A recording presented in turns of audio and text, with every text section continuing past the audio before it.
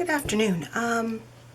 You've seen me cleaning up my sprays and paints with my paper towel and getting my paper towels all coated with paint. So when I have extra acrylic paint, I wet it down and I get it into a paper towel, separate it and dry. Or if I'm spraying, I'll spray on top of a paper towel, and if there's extra paint or extra anything, then I might liquefy it and get it so it completely soaks the paper towel. I separate it and let it dry. And I've used that to collage, and you can see here, this is paper towel and tissue paper and coffee filters, all collaged. Like the entire background minus the tree is collaged on my Legacy Journal folder. This is all collage stuff, again, paper towel, tissue paper, coffee filters that have been stained. Down here in the grass I have green and stuff. So I was organizing my paper towel stash today, and I just thought I would show you what I was doing. So I organized them by color. I'm just going to grab this.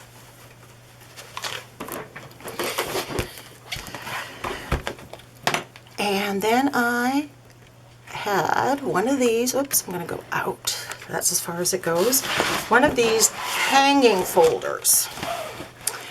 And as you can see, it has color folders, and so I simply put all my purples, everything that was mostly purple, tissue paper or anything that has extra color on it, into the file folder. So now I have some little bits that I'm going to add to that, because typically, while I have applied to a whole background, I like to rip it up and get that Mod Podge of colors. So now I have the little ones, and that will go into the purple folder. I have this in my orange. I have orange and red. So I'm going to just put the little bit of, there's the orange, there's the red.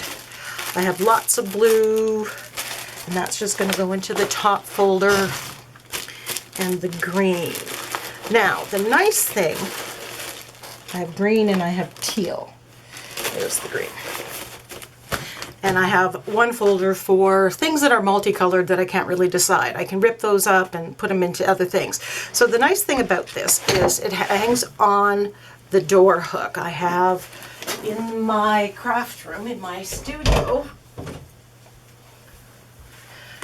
I have one of these, and so that's hanging up and on the door. When I am going over for a craft night or going on holidays, this folds up like that. There is an elastic that goes here, and there it came with this overcase.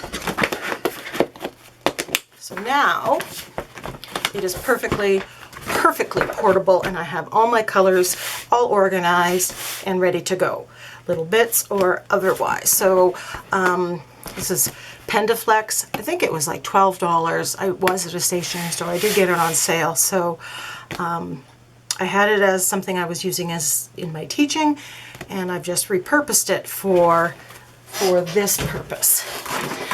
And since I was in the organizing by color mode, I also had all my jelly prints. Now, jelly prints, again, are a quick way, once you have the jelly prints, quick way to make a background. And a lot of these on my, the backgrounds that you see on the Legacy cards that I have are jelly prints. So it's a quick, easy way. You just Mod Podge the jelly print onto the background of a journal page or folder or the like. So what I just did is I sorted it by color, and then I just used cardboard that was recycled from a book, from the front and the back, and I cut it down and painted it the colors. So I just kind of organized pinks, purples, blues, greens, teals, and again and again and again. And I made a couple extra dividers.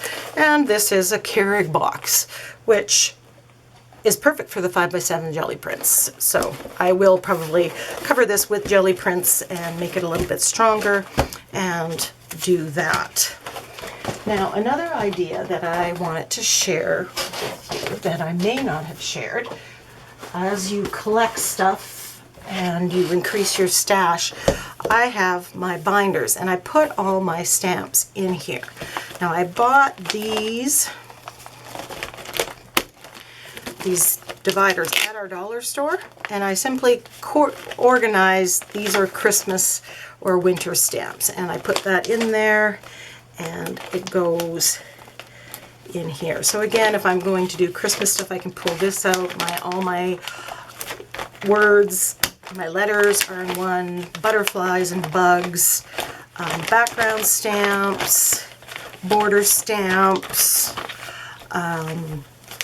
miscellaneous, flower stamps. I have one, sentiment stamps, hearts, owls. So they're just all organized in this handy dandy binder. So again, I can easily take out the folder, bring that to the table while the rest of the binder stays behind, and it seems to be working quite well for me. Any other of my wooden block stamps are just kept in a drawer. So again, I obviously need a bigger binder, but that keeps them all perfectly organized. One other thing that I do, and I think I mentioned this in another video, so I apologize if that's true, I have my quotes binder. So I collect quotes on Pinterest, and if you go to my name on Pinterest, you can inspirational quotes and creative quotes, and you can get a lot of these. And I just, when I have time, I type them up on the computer, and then having downloaded different free fonts, I just print them out in some basic fonts. So when I'm looking, I can just kind of go, and I did number them so that I can know if I need to go back and I want it much bigger because I'm using a 12 by 12 journal page, I can do that. In addition to that, as a way of inspiration, I cut up all of them and I just threw them into, this was a takeout container, which I think I have a lot of my supplies in them. They're nice plastic and they're black and clear and general. So any of my little sayings are in here. So sometimes I might just pick and I'll say, okay, some days you have to create your own sunshine, and then I'll create around that. Sometimes if I'm stuck, that's where I go for inspiration. I find most of my journaling has some sort of inspirational quote in them. That's very much a part of me. Now, since I talked about these,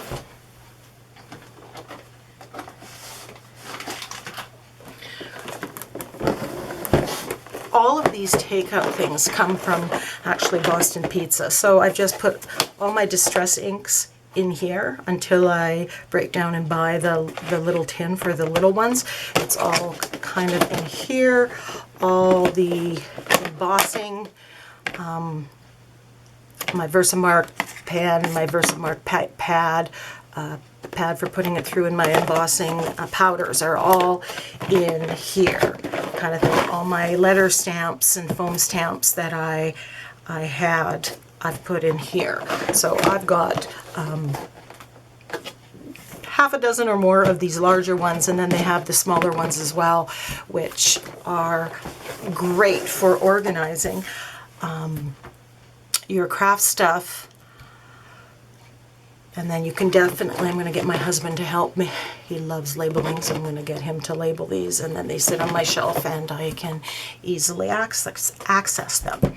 So that's it for the organizational stuff. The only other thing that I have is instead of having my big bottle of gesso, my white gesso, my black gesso, I've had these old, they were spice jars that I had, and I like them, so I've just put my Mod Podge, my Aleene's tacky glue, my white gesso, and my black gesso in there. So again, this is easy to have on my desk while I'm working. I don't need to have all the other containers, and if I'm traveling, again, it's nice and handy. So I just keep filling this up. Hopefully you've learned something about organizing. I'm a big proponent of not everybody having to rediscover the wheel. You don't have to go out and buy something. You can repurpose something that you have, and look at every container as how much it can do. So now that I've spent the rest of a good 4 hours cleaning and organizing and sorting out my craft studio, I'm ready to go and create. Bye for now. Thanks for watching. Subscribe to my channel and you won't miss any of the upcoming videos.